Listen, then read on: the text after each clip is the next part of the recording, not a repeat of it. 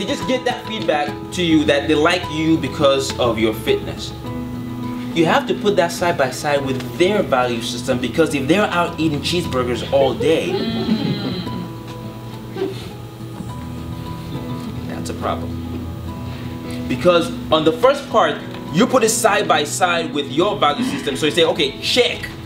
I like fitness. They are absolutely right. That's a good reason to want to be with me. Check. But is it really truly that's something that's important to them? Or are they just saying that to have a relationship? So you have to put whatever you get in side by side with your core values and their core values as well. I wrote this article on my blog. It's called The Measure of a Relationship, and the blog is Ijustmetme.com. You gotta read that, pertains to this. And there was a question here, sir. My question is, can you give me some more examples of the natural habitat, just from people that you talk to? Where are places that you see someone's self? Because me personally, I feel like when you're around your family, that's when you're. I'm not going to jump in someone's family today and see how, I'm not going to go to their house the next day. So what are other places where I can really assess someone thoroughly, like this is who they are? How you doing? I'm good. How are you? I want to answer that question because that's something that's particularly important to me, and I like how they brought that up. A person's natural environment is everywhere they are.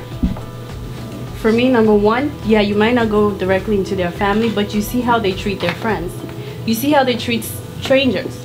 You see how they treat different people. If they walk by and make a negative comment about somebody else, who's to say that when you're on their nerves today, they're not going to do that about you? So you have to kind of watch those little things that they do, because that's what actually makes up who they are. We're spending the time, most of the time, apart from our partner. But when you talk to them, when you observe them with strangers, with their family, with their friends, even like talking to them about who their friends are, like, you really, for me, it's usually like, who are your friends? And how do you talk about your friends? How invested are you in your relationship? Like, I watch their other relationship. How invested are they in that relationship?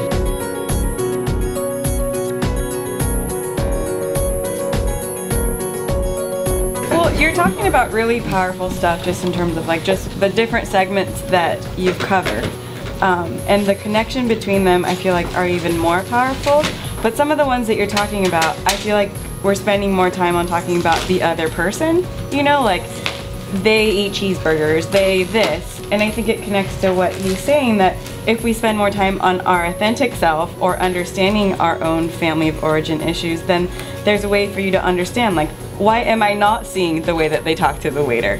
Where it's like, instead of looking at why that person's eating a cheeseburger, like, I'm looking at myself and understanding myself better. That's gonna either attract, or, you know, I'm just gonna be able to see the world differently versus focusing on what the other person is or isn't doing. We started, there's 3 segments, and as we talked about, it started from knowing yourself. What does it all come from? And if you were here at the very beginning, we talked about that there is such a thing as your map. When you are connected with that map, like she said, some of those things that are important to your core value systems will pop up a lot faster and a lot quicker because you're just on that train of thought. Earlier in the afternoon, I said this. Do you remember that moment? Right, when I did this? And about 5 words jumped out. Somebody said facade, what was the other word? Front, somebody said, different things. But I did this. And instantly, you recognize what that meant. And what it meant different things to different people.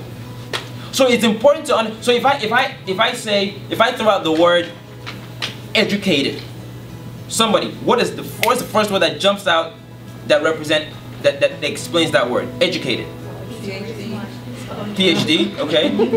Smart. What else? Educated. Knowledge. What's that? Is that? Literate, right? So, you and I could be having a conversation, I could use the word, he's educated. But in your map of the world, what that means may be PhD or just knowledge. And knowledge could come without a PhD.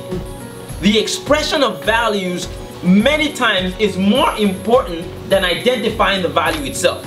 So just because you identify that somebody has a value system that revolves around spirituality does not mean that they express it in such a way that it's palatable to you.